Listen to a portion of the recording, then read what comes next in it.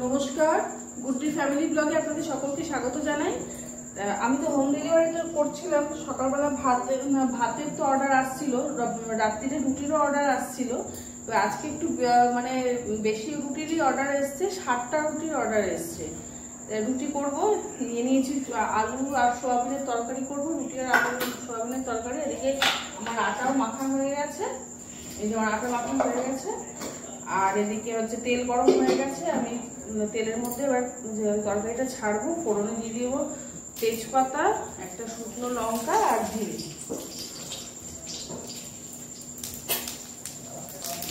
ফোড়নটা একটু ভাজা ভাজা করে নিয়ে আমি আলুটা দিয়ে দেবো। না, আলুটা আগে দেবো না, আমি আগে পেঁয়াজ টমেটোটা দেবো। আর তেলে আমি তরকারিতে ভালো কালার আসার জন্য তেলের মধ্যে অল্প একটুখানি চিনি দিয়ে দেবো।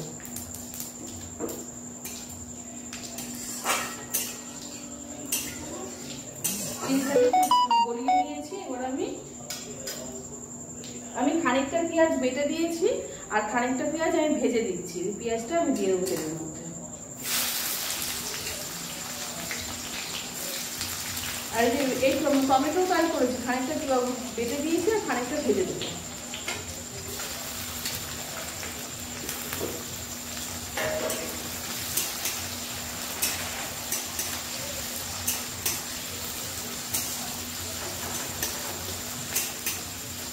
হালকা করে ভাজা ভাজা করে দিয়েছি।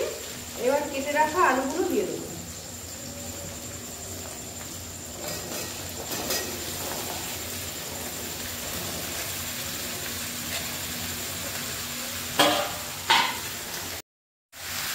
আলুটা খানিকটা ভেজে নিয়েছি, পরিমাণ মতো নুন হলুদ দিয়ে দেবো।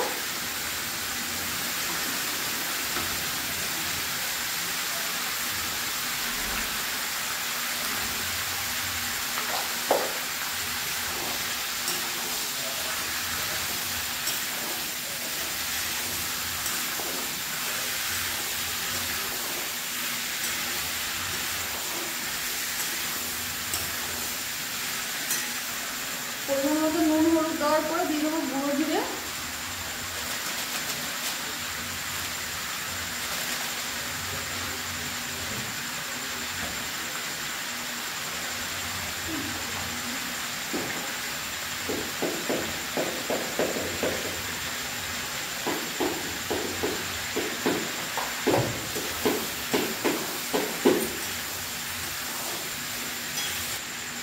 সোয়াবিন গুঁড়ো দিয়ে দেবো এর মধ্যে।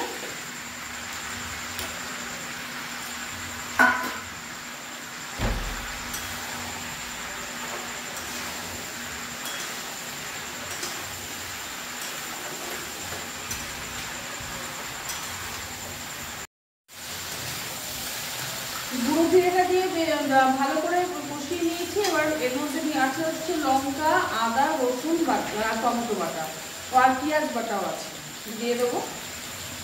বন্ধুরা, স্ক্রিনে তো ফোন নাম্বার দেওয়াই আছে। তোমরা যারা রুটি ভাত কিছু অর্ডার দিতে চাও সেটা তোমরা বলতে পারো। তরকারি ভালো করে কষানো হয়ে গেছে এবং পরিমাণ মতন জল দিয়ে দেবো। আর এদিকে আমি রুটি বেলে কড়া চালু করে দিয়েছি।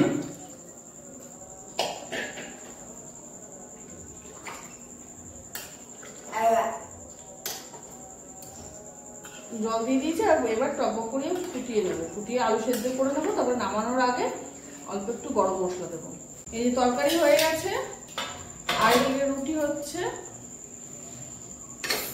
20টা রুটি হয়ে গেছে, এখন আরো 20টা রুটি হচ্ছে। তারপর আরো 20টা, মোট 60টা রুটি হবে।